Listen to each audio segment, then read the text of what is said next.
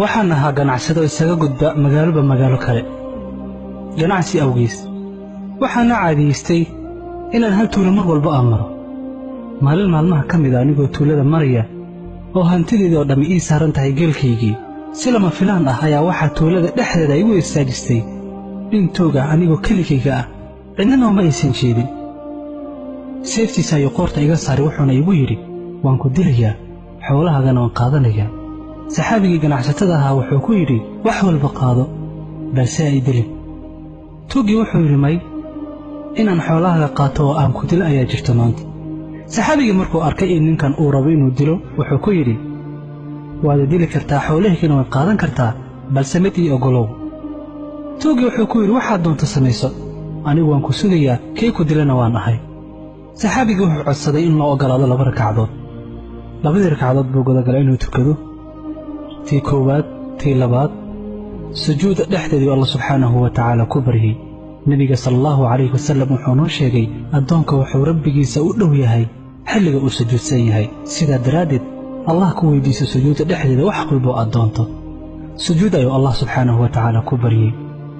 duco aad u qurux badan buu ku ducaystay ducada oo dhan ma sheegayo hadda balse in ka mid ah ayaan idin sheegaya ducadu waxay ka kooban tahay 3 qaybood ugu horeyntii wuxuu yidhi اللهم إني أسألك بنور وجهك الذي ملأت به أركان عرشك إلهي وحا نورك وجهك جاءت كبو حسيتيرك عرشك كوهو دي سنية مقاعدة لأونك سد أبو الله سبحانه وتعالى وحكوي ديستي وقدم بيتي وحويري يا مجيب المضطر إذا دعاه متك وحكا أجيبه وكان إباتيسن مركا وقرقار ويديستو خلصني من هذا اللص إيجا قرقار توقن يا مغيث أغثني يا مغيث أغثني يا مغيث أغثني 3 jeer buu ku celceliyay midka dadka u gargaara oo ii gargaar inta uusan ducadiisii dhamaysan si lama filaan ah wuxuu maqlay faras soo ordayo dhinaciisa u soo ordaya faraska waxaa saaran qof dagaalyahan ah oo wajigu u xiran yahay tuugii wuxuu eegay ninkii faraska saarnaa isagoon booskiisa ka dhaqaaqin baa qoorta laga jiray madaxiisa loo kala daayay dhulka ayuuna dhacay oo dhintay saxaabigii wuxuu soo eegay malagii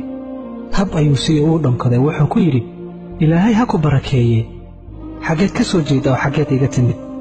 waxaa loogu jawaabay anigu waxaan ahay malag ka socda samada afaraad ducadaadii koowaad ayaad ku ducaysatay waan ku maqalnay ducadaadii labaad ayaad ku ducaysatay haddana samada oo dhan ayaa gelitay oo gelgashay ducadaadii saddexaad ayaad ku ducaysatay malaa'igta oo dhan Allah xaqiisa ay aadeen oo u tartameen aniga ayaana kaga hormaray waxaan Allah subxaanahu wa ta'aala weydiistay inuu ii ogolaado badbaadintaada waana la ii ogolaaday inaan ku badbaadiyo kadib malakii wuu qarsoomay qofka dhibaataysan ducadiisa mar walba waa mustajaab